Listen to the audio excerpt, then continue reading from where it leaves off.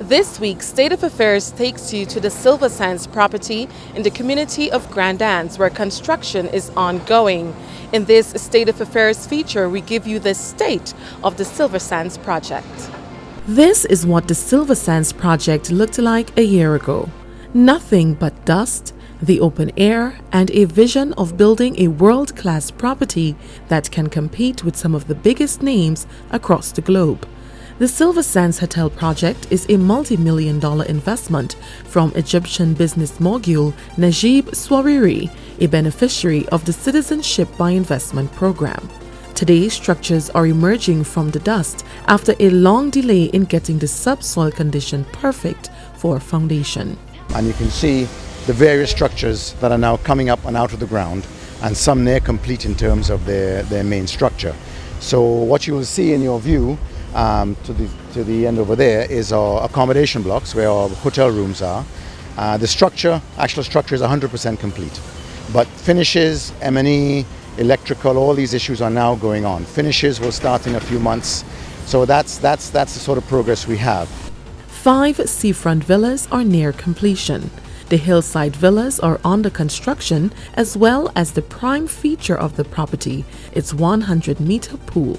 We had our main client here, our owner here, maybe a month or so ago to see the progress. He was very impressed with the rate of progress, but also with the quality of work that the Grenadian worker is actually producing. And that's been, actually, I'll be honest with you, it was a surprise to him, a very pleasant surprise. 3 contractors are on site: Kurt Engineering, Creative Designs and Building Construction, and Quinn Company, all adding up to a total of 435 men currently employed with the project. We always anticipated that based on the different things happening, we would peak at around probably 450, 500 workers on site at any one time. And I think right now we're heading to that peak because we have multiple things happening. We still have more things to be built to actually start in foundation. We have the main lobby, the main administration, the main restaurants, the beach restaurants, the spa. We have lots of things still to come. So I would say it will probably peak always at around 500. It may actually go up beyond that.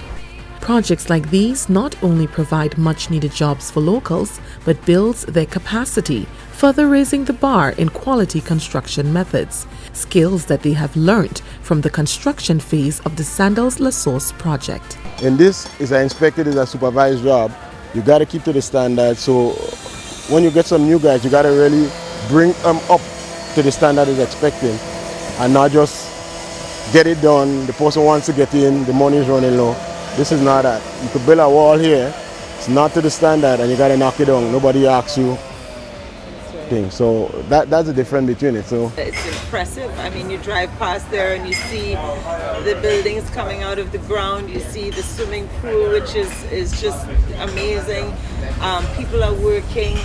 You know, I'm for one, being a former tourism minister, very excited about that project. Quinn Company is responsible for the construction of what's called the Backer House. It includes staff quarters, kitchen, and a switchgear room, also referred to as the electrical room, that controls the entire property. it involves staff quarters, locker room, engineering department, basically chief engineering maintenance area, and a kitchen section. That's basically what's inside here. How many men do you have on the ground here? On the top of my head, I would say about 30 men. A major feature of the SilverSands Hotel is its 100-meter or 328-foot long, 25-foot wide swimming pool. This feature can be found nowhere else in this part of the hemisphere. At completion, it will contain 250,000 gallons of water. Creative Designs Company is responsible for the construction of this aspect of the project. Another interesting thing about this pool, it is an infinity edge, what we call a vanishing edge, all the way around the pool, which is going to take quite something to do. So when you arrive here, and that's another issue, this pool where we are standing now is basically our entrance lobby. So when you walk through, the very first thing you see as you come through the lobby to check in is this magnificent pool leading to Grand Anse Beach. Because it is below sea level, we had to deal with the water, we had to deal with the sand and everything down below. So it has been something like you had to be pumping water 24 hours to get the job going. It has taken so far 750 cubic yards of concrete to cast this pool. It's not finished yet. We still have outer walls to be done, which will take another 250 cubic yards of concrete. So at the end, over 1,000 cubic yards of concrete just for this pool. You can imagine what that translates to for the subcontractors who are supplying concrete. And just on that note, to date on the site, we have used over 6,500 cubic yards of concrete from our local concrete suppliers, let alone the block work that we've had. So there's a lot more to come.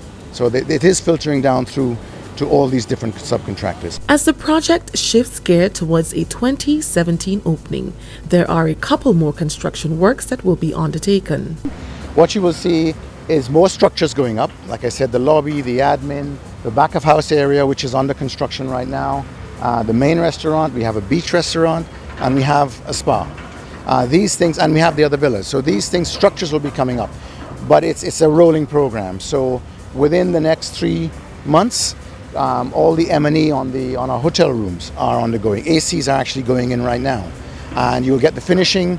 And then towards the end, obviously, painting and all those other things will be happening. It's clear that the SilverSands Hotel project is well on its way to completion, providing much-needed jobs to hundreds of Grenadians during its peak season of construction.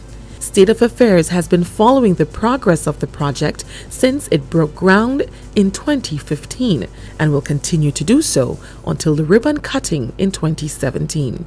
For State of Affairs, I am Abigail McIntyre.